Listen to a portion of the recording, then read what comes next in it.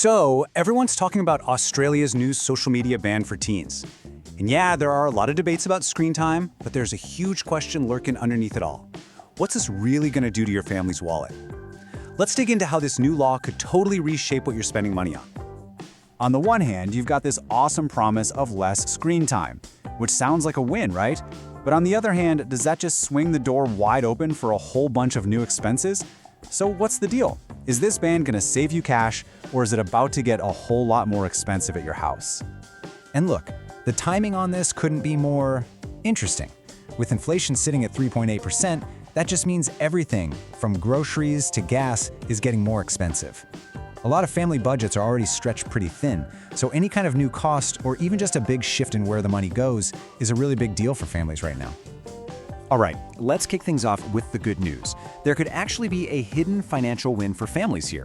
It all comes down to understanding how unplugging your teen can, kind of quietly, start saving you money. The biggest savings here, it's not what you think. It probably won't be from a cheaper phone plan. Nope. The real win comes from pulling your teen out of what these platforms really are: giant, non-stop marketing engines designed to make them want stuff through ads, influencers, you name it. So, once that marketing engine gets unplugged, what happens? Well, you might start to see the pestering for certain things just fade away. First up is tech.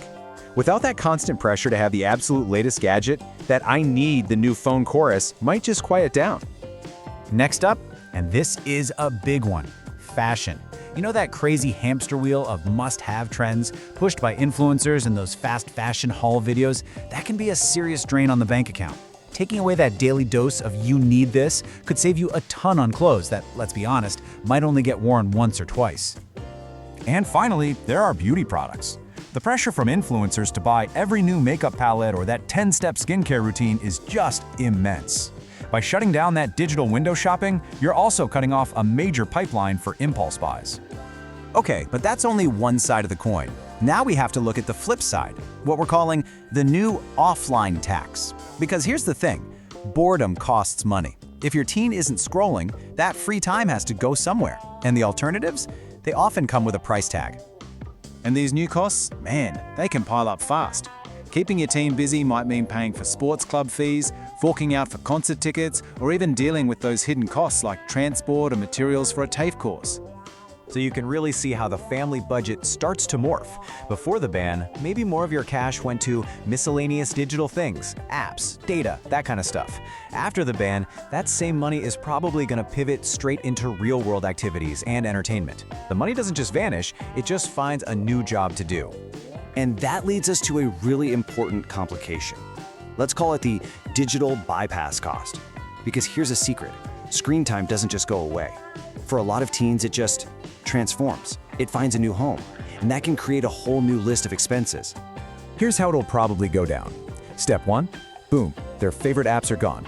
Step 2, they go hunting for what's left, finding smaller niche apps to get that social fix. And from there, it's a super short hop over to the world of online gaming, which a lot of these bans don't even cover.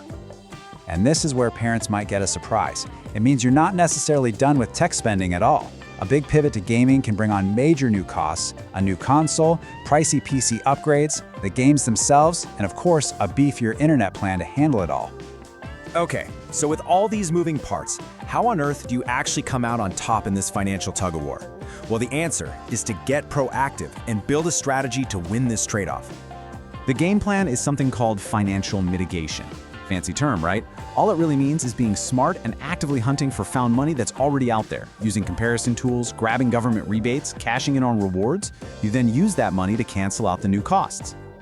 Let's make this real. Say your family is now facing about $75 in new monthly costs for sports fees and some tutoring stuff. Okay, but by claiming an energy rebate and using a reward from your health fund, you've just found over $54 in savings to fight back with. That almost completely wipes out the new expense without you having to dip into your main budget. And we're not just talking about a few dollars and cents. I mean, look at this, a $500 cash reward just for switching to the right health plan. That's not just pocket change. That could literally pay for an entire season of footy, or buy a new guitar, or fund a whole term of art classes. It's found money that makes that new offline tax totally manageable. So let's wrap it up with this question. This ban is a massive change in your teen's life and in your family's daily routine. Their screen time is being forced to change. The real question is your budget strategy ready to change right along with it? Being proactive is absolutely the key to turning this whole thing into a financial win.